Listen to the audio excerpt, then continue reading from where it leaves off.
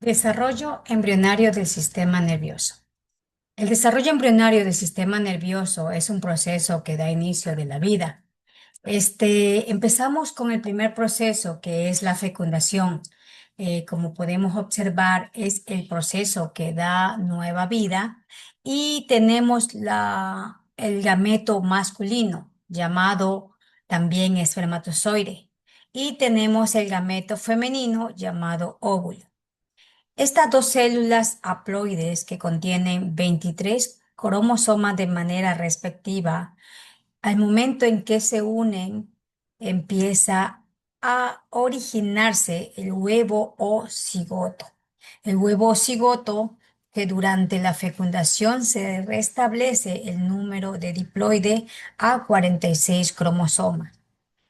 Ambas células conllevan y portan carga genética como el ADN. Aquí también al momento del cigoto se unifican y dan el sexo en la nueva vida. También se determina el color de sus ojos, el color de su piel, de su cabello, para luego seguir con el proceso de la segmentación. ¿Qué es la segmentación? Es un proceso de mitosis. Vemos claramente aquí el cigoto ya dividido de manera en dos células idénticas conformada este punto negro, blastómeros, que son células hijas idénticas. Cada blastómero inicia la división celular llamada fase tricelular, ya que empieza a dividirse de manera sincrónica, es decir, que una empieza primero a dividirse y luego la segunda, para después formar cuatro células.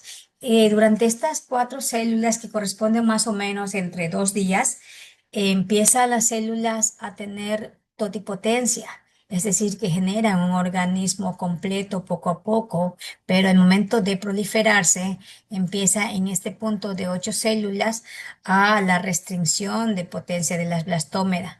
Cada una de estas blastómeras formará diversos tejidos. Continuamos con el proceso de la morulación, más o menos entre el día 3 a 4 empieza esta fase, que también debe su nombre a la forma de una mora y es el proceso, la continuación de la segmentación. Podemos observar, aquí está la célula con sus blastocitos, con sus especie de blastómeras y se hacen unos blastocitos. Aquí las células se compactan y se transforman en un blastocito, como lo dije anteriormente, que podemos observar aquí que es una estructura en forma envuelta que consta de entre 16 a 32 células y envuelta por dos membranas. Una externa llamada corona radiada y la otra interna que es la zona pelúcida. Y seguimos con la blastulación. En la blástula es una estructura en forma de bola con una cavidad en el interior. Esta cavidad es más o menos en esta etapa donde la zona pelúcida se convierte permeable y empiezan a ingresar líquidos, amniótico, electrolitos y hace que este espacio se considere y se llama blastocele, que al momento se llena de líquido. Y por lo general, esta parte donde tenemos las blastómeras empiezan a agruparse entre sí y se convierten en una masa celular interna que se hace llamar embrioblasto y donde va a generar el embrión. Y la parte externa que vemos aquí se va a llamar trofoblasto, que es la parte embrionaria de la placenta. Una vez que sucede, la blástula baja de la trompa de falopio al útero para implantarse el embrión. Vemos aquí claramente también que la forma y diferencia en el trofoblasto con lagunas que derivan del disco bilaminar. Vemos aquí las lagunas del trofoblasto y empiezan a hacer algunas capas. Tenemos el epiblasto, hipoblasto y trofoblasto, algunas capas que se originan, que van a originar por lo general el ectodermo y el endodermo.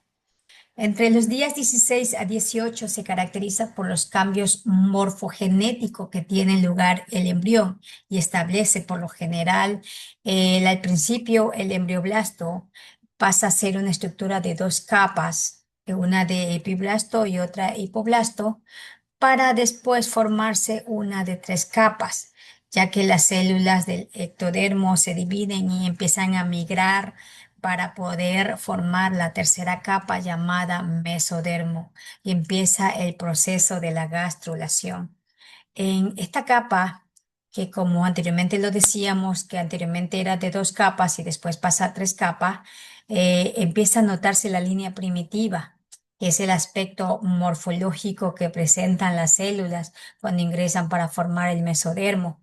Que van ingresando, formando el mesodermo, y en esta etapa se presenta el primer indicio de formación del sistema nervioso. Se establece también la placa neural.